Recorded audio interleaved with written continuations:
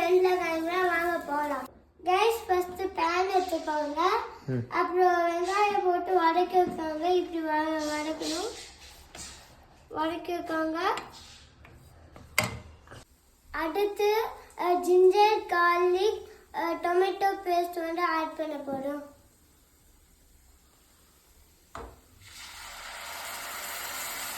அடுத்து கொஞ்சம் மசாலாவை போட்டுக்கோங்க கைஸ்.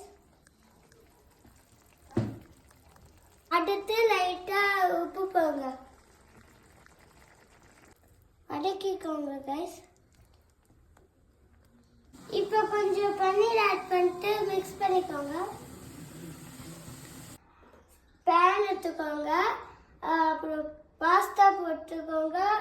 கொஞ்சம் தண்ணி ஊற்றிக்கோங்க.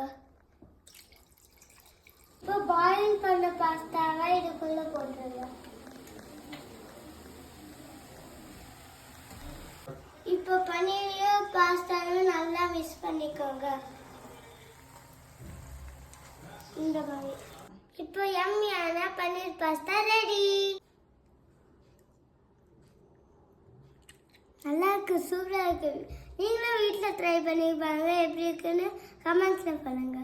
Bye guys.